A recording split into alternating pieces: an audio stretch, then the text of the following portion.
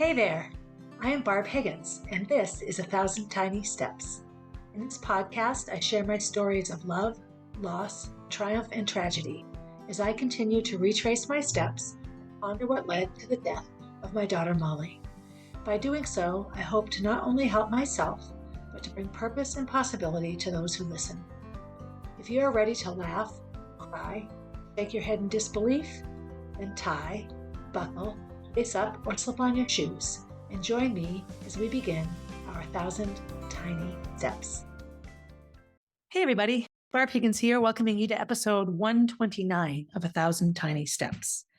So before we get started, a fun little update. We just crested the 20,000 download mark, which is pretty exciting.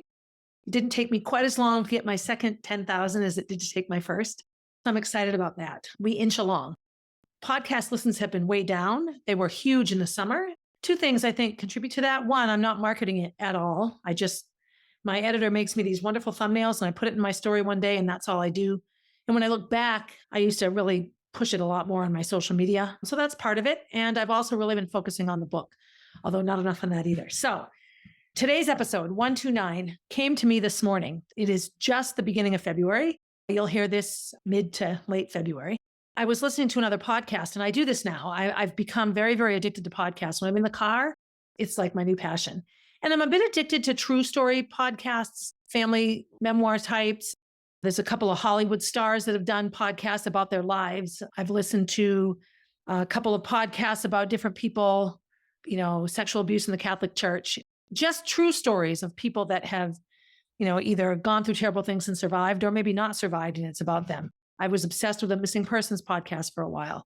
I listened to another one about IVF, and then I listened to one about sperm donors and how they didn't used to keep track of them. And there are all these groups of people that are half siblings because they have the same sperm donor for a father. All these crazy things, all of them connected to some aspect of my life, whether it be the IVF piece, having a baby late in life piece, losing a child loss and grief, sexual abuse, trauma. This one, my new favorite, is called Family Secrets. And it's done by a woman named Dani Shapiro. It's not a new podcast. It's in its fifth year, I believe. But I just found it a few days ago. And so I'm already up to episode 8. Not surprisingly, she started the podcast because she found out that her biological father was someone other than the man who raised her. So everything she believed about her heritage and her genealogy turned out to not be true. So she started this podcast knowing that there must be other people that have secrets in their lives that affected them. So I've listened to an episode about a man who found out that his father was a Catholic priest that had, impregnated his mother, and all hush hush. There was one about a family who lived in a very upscale white community in Connecticut. And the father's big secret was that his mother was Black, and that, it was just a time where he wanted his family to be as successful as possible. And I remember his kids all knew there was some big secret. And when they found out, they were like, that's it. But it was just interesting what goes into the minds of people who keep secrets. So the one I just listened to was about a woman who, as a young girl, had been abused by her father, physically by her father, and then physically, emotionally, and sexually by her stepfather. And so her secret was this aspect of her life that she lived with it, carrying it around. So I listened to the podcast, and I listened to it sort of, as I was driving here and there. So it was, I'd listen and I'd stop, I'd listen and I'd stop. When I finished it, I realized that I needed to address it and talk about it because so much of the podcast resonated with me. In a nutshell, this woman named Debbie Milliman, who is a woman interviewed in this podcast episode called Joyful Heart. Joyful Heart is the name of a foundation in New York City, started by Mariska Hargitay, however you say her last name. She's on Law and Order Special Victims Unit. She plays Olivia Benson. When she started that role, all the studying and research she had to do around sexual abuse, because SVU, Special Victims Unit, focuses on crimes against people that are sexual in nature. She realized what a need there was for so many areas of support, particularly for women. Although as the foundation grew, she realized that the number of boys and men that were abused by caregivers was astronomical as well. So this foundation has done amazing things. Debbie Milliman, whose story I'm going to share in a moment, is on the board of directors of this foundation. And she, works tirelessly on this foundation to help people that have been victims of sexual abuse. So the long story short is she was born into a family, she and her brother, but her dad was abusive, physically abusive, yelling and screaming. And her mom and dad divorced. And she would go stay on the weekends. And she would remember that she was always sort of glad to go home back to just her mom because, then they could recover from, she and her brother could sort of recover from the yelling, louding, screaming weekends. Then her mother remarried, and the person her mother remarried was a monster. He had children. He beat the shit out of all of them, out of the little brother, out of Debbie, out of Debbie's stepsister, and Debbie's mother. And her mother stayed in this marriage for, 5, 6 years while they were all getting the shit beat out of them on a pretty regular basis. But then she shared that along with the physical abuse for her was sexual abuse, and that her stepfather regularly raped her in their bathroom pretty regularly for, 4 years when she was 11, 12, 13. And it culminated when she had started her period and then suddenly wasn't getting her period and worried that she was pregnant and made up a story to her mom that she'd been assaulted at school. And when she went to the doctor, they did an exam. And the doctor said, she's got too much scarring in there. She's had a lot of sex. She probably has a boyfriend. She was 12 and a half at the time, 6th grade. And that's what the doctor said to the mother. Now, this was 1974, maybe. So I get it because I was right around her age. I'm 2 years younger than Debbie. And my sexual abuse came to the surface in 1976. So it's a similar time period. Nowadays, if a 12-year-old girl had vaginal scarring, she'd be whisked away immediately. One can only hope. The mother took the daughter home. The daughter wasn't believed. The mother took the daughter home. She never did talk about whether or not she was pregnant or not. None of those details came up. It wasn't part of her story. But shortly thereafter, the mother divorced the stepfather. So she grows up, goes to high school, reconnects with her dad, goes off to college, and does all this work. It wasn't ever really clear either when she was honest with her mother about what was happening to her. But what did come out was the mother shared with the stepfather, who was her husband at the time, that the little girl, Debbie had been assaulted at school, raped at school. And the stepfather's response was like, oh, well, whatever. Didn't care at all. And then it dawned on the mother that his lack of affect was because he was the one doing it. And that was ultimately why she divorced him. But they never talked about it. This little girl was never counseled or talked to. A lot of the podcast talked about what she's done with her life, that she went into the arts, and she's a master brander. She has a program in branding, which I'm not even really sure what that is. So she started the Master's in Branding program at the School for Visual Arts in New York City, which is essentially a 10-month graduate degree in branding. So when I first started recording my podcast, I remember Jace asking me, so what's your brand? And I'm like, I don't know, Kellogg's, Nike. Those are brands for sure. And I've struggled a little bit with trying to self-identify a brand. Maybe I need to go get a degree in branding. But what she's done with her life is she's devoted herself to her own personal healing and her own growth, and then also service to others. And a lot of the podcast talked about what she's done in her adult life. And she talked a lot about how she got to the point after a ton of therapy, and even before therapy, that her desire to be happy was bigger than the anguish she felt about what had happened to her. Not that she could shove away what happened, because you can't. You can't box up what's happened to you and put it away like it doesn't exist. People try. People get very, very meticulous about boxing things up and having a little shelf for every emotion, but you carry them with you regardless of where you put them. So she talked a lot about her therapy, 30 years of therapy, constant growing and changing around processing the trauma, processing the reality of what happened to her, analyzing how it's affected her personality, that sort of thing. Like me, she's lucky in that she didn't end up, a drug addict under a bridge, turning tricks, like a lot of children who are raped, sexually abused do. But she also talked about how it's affected every aspect of her life. Danny Shapiro was intrigued with her. So some of the things in her story really resonated with me. So here's where we're similar. She was born in 1961, Debbie, and I was born in 1963. She had a family, adult male in her family, sexually assault her. I did as well. Both of us share the fact that this person was oftentimes in charge of us, although not all the time, and was connected to family. So we had no say in whether we saw this person, whether we would be alone with them, whatever. Her abuse was a lot more painful and violent than mine. I've often said that not much of my abuse was painful. It didn't hurt. And not that I ever wanted my abuse to hurt, but it would have made me have an easier time feeling like it was wrong. One of my big conflicts was that it never hurt. It was disgusting and it felt gross and I hated it and it was humiliating and everything else. But I was never in physical pain, and she quite obviously was. So she has a lot of that. Plus her abuser was physically violent with her. Mine was not with me. She was being abused the same year as I was, quite honestly, maybe a little bit ahead. No, about the same year, 72, 73, 71, 74. And that was me. My abuse started right around 71, 72, and continued until 76. So it was the exact same time. I was in New Hampshire being abused. She was in Long Island being abused. When it finally ended, it just sort of disappeared for her. But while she was being abused, when it first started, she talked at great length about how she couldn't wrap her head around the fact that it was happening. Like she didn't even know how to qualify what was happening. Like she hated it. She didn't want it to happen, but she didn't have any frame of reference for it. Nobody talked about it. Nobody. And I remember feeling the same way. I knew that you weren't supposed to take clothes off in public. I knew that you weren't supposed to touch people down there or up here or whatever. That there were certain zones that were private. You close the door when you go to the bathroom. I understood all that. So I knew that what was happening to me was wrong, but I didn't know that it was a thing or that there was a name for it. So she remembers really distinctly how one day she was reading the newspaper, and she used to love the newspaper. And I did too. I couldn't wait till the newspaper came. I'd spread it all out on the living room floor and read every page. So she read in Ann Landers, Dear Abby, Dear Ann, was like an advice column.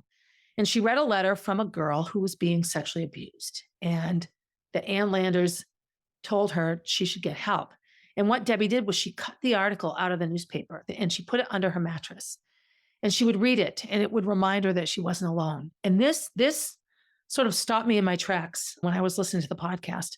One of my biggest memories, and I believe I talk about it in the episode I talk about my sexual abuse, was I went for a haircut. There was a magazine at the hair salon I went to, Peter's, which is just closing right now, which makes me so sad. And it was called True Story. And True Story, it was true stories. And they were always a bit scandalous. And so I loved reading it because I sort of felt like I was getting away with something, like I was reading a grown-up magazine. And it was in that magazine that I read the story of a girl whose stepfather was molesting her. And she told the whole story about he'd come in to read to her. And then, how it just began slowly. And I remember suddenly I was drenched in sweat and I wanted to pass out and my heart was pounding. Not only did I realize that it was wrong, like that I was okay to feel that it was wrong, but in this story, her stepfather went to jail. And that's when I realized how wrong it was. Now, I was maybe sixth grade when I read this article, maybe. And I didn't finally get the guts up to tell anybody until I was going into eighth grade. So I put up with it for 2 more years. Those 2 memories stay with me. Her experience and that memory of mine resonate, like it connected for me. The other one sort of flows right from this, which was, why didn't you tell somebody? Or why did you continue to let it happen? Or why didn't you run away? And her abuser told her that if she told anyone, he would kill her brother. And so she didn't leave because she didn't want anything to happen to her brother. The number of older siblings I know who stick around and put up with abuse because they want to protect their younger siblings is too many to count. It's heart-wrenching because you have kids who have no choice about where they live and what's going on in their lives, rallying around to protect one another from the people that should be protecting them. And so she stayed. He was physically violent. He beat up his own daughter so once she couldn't go to school. So she believed him. She believed that if she left, she would be responsible for her brother's death, and she couldn't live with that.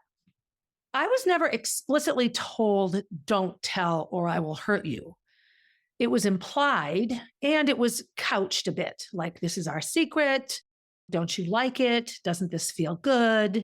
Do you want me to keep going? I never said, the only time I ever spoke in my abuse was when I was asked, do you want me to stop or do you want me to keep going? I would just say, I'm cold or I don't feel good or yes, stop, whatever. But the thought of telling somebody didn't enter my mind. It just didn't. It didn't enter my mind because it didn't seem, A, I didn't think I would be believed. And B, you're a kid. The adults are the ones that say, why didn't you tell? Because as an adult, it makes sense to tell, right? Speak up, say something. But as a child, the first thing to do is to be quiet and to go within. And I think children do it in a variety of ways. They don't want to tell on somebody. They don't want to be a rat. They want to be a tattletale. We own so much of what happens to us. I resonated with that, the fact that she put up with it. And she made a conscious choice. I don't want my brother to die. The abuse stopped for both of us right around the time that we were, going through puberty. She started her period. I know for me, what sort of made me finally decide to tell was both of those things. I had started to develop. I was getting little breast buds and I was getting pubic hair. And I thought, oh no, I don't want my abuser to see this because I was afraid it would go to the next level. I was never actually raped. But I knew in my head, I started to panic because I felt that the abuse was escalating as well. So I was able to leave a note and run away and tell. Her situation was thinking she was pregnant and making up the story. And then her mother figuring out, okay, it must be him because, this makes no sense. And she divorced him. So it stopped for both of us in our teenage years. She never told anybody because she didn't think anybody knew. And so she carried with her the weight of this abuse all of her life until she was an adult. And again, she didn't get into the details of what made her finally confront her mother or any of that. I know for me, I told my mother, and my mother believed me, and I was supported in that. I never had to see that abuser again for a long, long time. But I was also told, so my abuser was like, this is our secret, don't say anything. And then my mother also said, don't tell anybody, don't tell our relatives, don't tell family. And for whatever reason, my mother was very, very compelled to protect him, that he could go to jail. Do you really want him to go to jail? Well, I'm not the one that made the bad choice, do the bad thing. So as much as I ache for Debbie having to carry this secret her whole life, she wasn't given the same message by both people. The abuser told me not to tell, and the person that was supposed to rescue me told me not to tell. So I was told right away that as a vagina-bodied human, as a little girl, it was my job to protect that abuser of mine, that society wouldn't treat him well, that he might go to jail. And I know for me, that was incredible. I just learned that I was to be subservient, that I was to be quiet. I was to put my head down and do as I was told. That's a hard way to feel. That's an incredibly hard way to feel. When people push their political agendas and the people that are uncomfortable by what they hear are vilified for sharing when they're afraid or when they feel unsafe, I have a hard time with that. I think it's a trigger for me. But this was another piece of her story that resonated with me, was that she spent a long time keeping it secret, a long time. As she's gone into adulthood and done all of her therapy, she's reached out and tried to help others. So my way of trying to turn it around was more related to the fact that I lost my virginity to one of my high school teacher, a high school science teacher of mine, and how tied into my sexual abuse that behavior was, because I was the perfect target for somebody that likes teenage girls. My reality was that these things are secret and partly bad. And if you shouldn't be doing it, then that's why you're doing it. It's really incredibly difficult to explain this. I hope that those listeners that have been abused sexually probably understand. I hope this resonates with you a little bit, because I know it's hard for me, very hard for me. Because when you're quiet about something, there's this assumed complicity that you're complicit. There was a special victims unit SVU episode on about a girl that had an IQ of about 60. So she was clearly cognitively disabled and she wanted to fit in. She was with it enough to know that she got made fun of, but she was a little girl. She did not have the ability to consent. And these three boys took her into a closet at the school and all took turns having sex with her. And they had, called her a retard and how much fun it would be to do a retard. And they sort of laughed at her and made fun of her. And she tried to laugh with them, thinking that they were just having fun. And she didn't want them to get in trouble because she wanted to fit in. And she, on the stand, said, I would do it again. Yeah, I want them to like me. I'll do it again. And the judge in this episode said that that was consent, that she liked it. It wasn't rape. And that really resonated with me a long time, because she clearly didn't have a voice. Yes, should she be allowed to like sex and have sex? Yes. But the people that were having sex with her did not have her best interests at heart. It wasn't like a mutual act of love or even a mutual act of lust. And this episode was just phenomenal. The other thing I really liked about it was that it was just two women talking about the realities of sexual abuse and what that does to a psyche and what that does to a mindset. Another thing that I really resonated over with Debbie was, as she got older, looking back on it, wondering, how did I survive that? Like, how on earth did I survive? And I think back a lot to the things I remember. She doesn't remember all of the episodes. She had far too many to remember every time that she was raped. I was lucky that my abuse occurred every few months. I had big chunks of time where I thought maybe it would never happen again. But I do have memories that stand out for me, and we attach things to the event that have no connection. So of course she was always wondering, what did I do to provoke him? What provokes him? What can I change? How can I change my behavior? What can I do differently? Constantly trying to modify and change, living in a constant state of vigilance, right? To fend off the abuse. And I know for me, one of the first things I thought was my fault was this pair of underpants I was wearing. And I've talked about this before, but it came up. So I'm going to share it again. I had these green silky underpants with people on them, my people pants. They were like grown up underwear and they were smooth and silky. I remember feeling so proud of myself that they weren't like little Carter's underpants, like they were my first big girl underpants, right? The first 2 times I was molested, I had those underpants on and the same pair of pajamas. And so I went to the park and I dug a hole and I set them on fire. Like I burned my underpants and I burned the pajamas. And I thought, there, I've gotten rid of, this must be what causes the abuse to happen, right? Like the low cut shirt makes you get raped on the street because you shouldn't have dressed that way. But that's what I did. I owned it, that those underpants and the pajamas were the reason. And of course it happened again in completely different jammies and completely different underwear. So, but she has memories like that where certain events stand out. And it's not until years go by that you can really process why you remember what you remember or how you remember. She also has shared in her podcast interview when she really confronted her mother. And I confronted my mother about this. Like, how could you not know? How could you not know this was happening in your house? Now, again, her abuse was much more violent. It happened in a bathroom. There was no lock on the door. Somebody could have just walked right in. She just wonders how her mother couldn't have known when they disappeared into the bathroom that something was going on. And her mother really claims that she didn't. Now, this is a mother that stayed with a guy that beat the shit out of her kids. So obviously her mother had her own set of issues, right? But her mother really truly claims that she didn't know. And that what made her put it all together was the doctor saying she's got too much scar tissue in her vagina for this to have been a one-time thing. She obviously is having sex. And that's when the mother sort of put it all together. My mother, to this day, will claim that she truly didn't know. And maybe she didn't. The first time I was abused, my mother was away. The rest of the time, she was in the house. She was 2 rooms away or 1 room away or across the hall. And I can remember the same thing, like, why is nobody waking up? Like, doesn't she notice that this is happening to me? Didn't she hear somebody walk up the stairs? How could she not know this is happening right here? Because I was always abused in my house. Now, hindsight's 2020, I have to say. I can look back on things now and realize, wow, how did I not see that? But my mother had her own abuse as a child, and talk about generational trauma and setting your life up to see, to be just like the life you grew up with. Deb didn't get into this too much in her podcast episode, but she has had a life, an adult life, free from violence, free from drug use or abuse, free from continued abuse of her. I don't know how she's done that. And I don't know anything about her personal life other than that she's very successful professionally. I came back to Concord to teach and coach at the high school I went to, or teach in the district and coach, so that I could be an ear for young girls. So that if somebody was hurting them or bothering them, there would be somebody that understood. And that's one of my favorite things about coaching girls sports is the surprising number of female athletes who got into athletics because of abuse, got into athletics as a way to make peace with their bodies, right?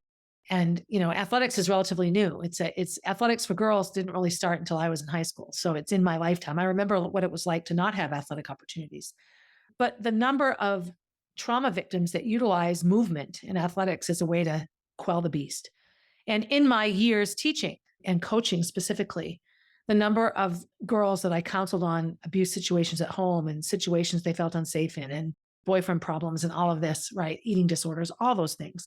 And I always felt like it was where I belonged. It was one of the hardest things for me when I lost my job was that I was turned into the bad guy somehow. And that sits with me still, that people would look at me and think I was the dangerous one, when my motivation and mission was always to provide a safe place for voices, right? A safe place for people who felt unsafe to come and have a talk.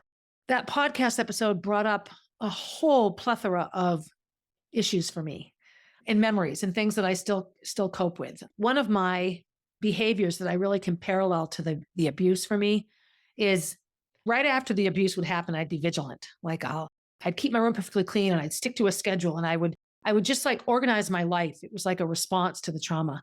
And as the months would go by, I would relax. I would maybe not make my bed every day. I would maybe wouldn't pick the dirty laundry up off the floor. I often felt that if I did everything right, God would not punish me. And sure enough, I'd go back into a comfortable lifestyle and boom, I'd get molested again. So it was this sort of self-fulfilling prophecy of me attaching my behavior pattern to the actions of my abuser, which of course, his actions weren't related to my behaviors at all. I look in my life how, like I did that whole 75 hard and I for 4 months, I didn't have any alcohol and I ate really well. And, then the holiday seasons come and I start having alcohol and, January came and, just I got sick and the whole month was just a clusterfuck. And so, I didn't give up drinking and, I had yogurt today. Like, I haven't stuck with, not that I need to eat in that rigid of a way, but I did all these things and I felt so much better. And then little by little, I've just fallen back into the bad pattern. Right.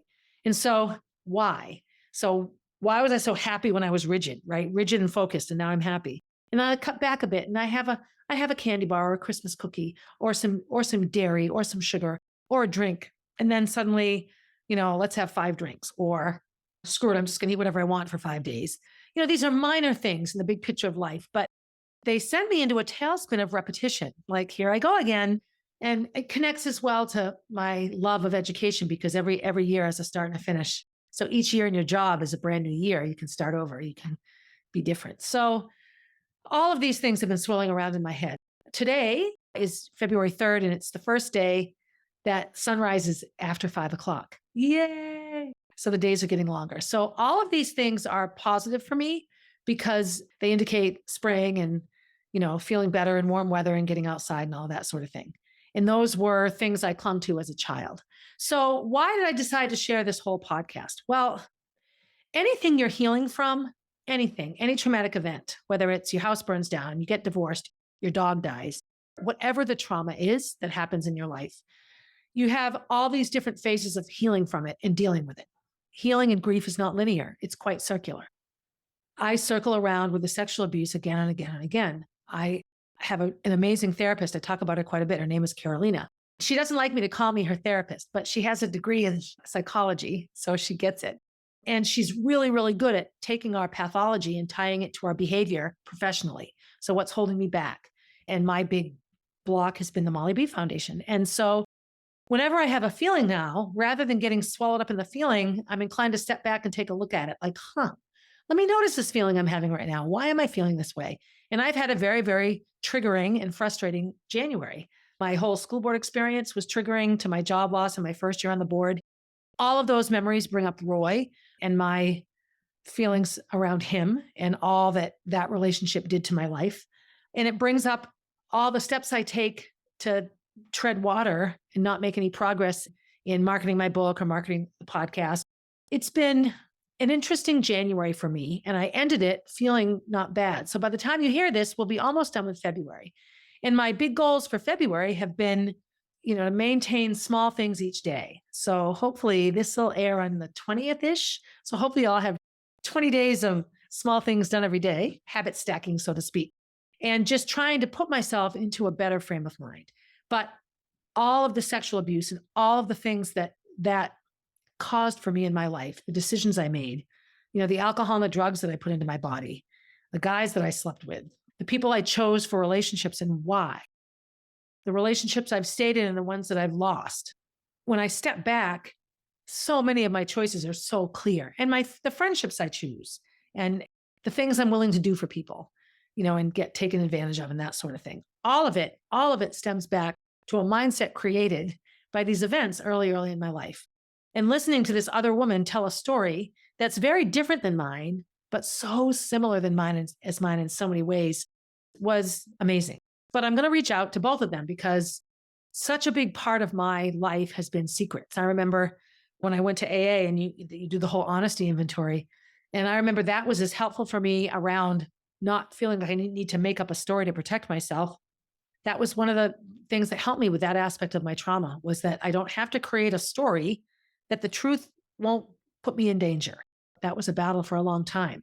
For those of you that are child abuse survivors, whether it's physical or sexual or emotional, don't berate yourself when it all comes back around and you feel like you've made no progress. These things are not linear. They circle around. And the more that we can support one another and share our circular experiences, the easier and better our therapy will be. One of the biggest things Debbie said in her testimony in the podcast was to ask for help, that you shouldn't have to do these things by yourself. I have a hard time sometimes asking for help. Not always. When I really need it, I'll ask or demand.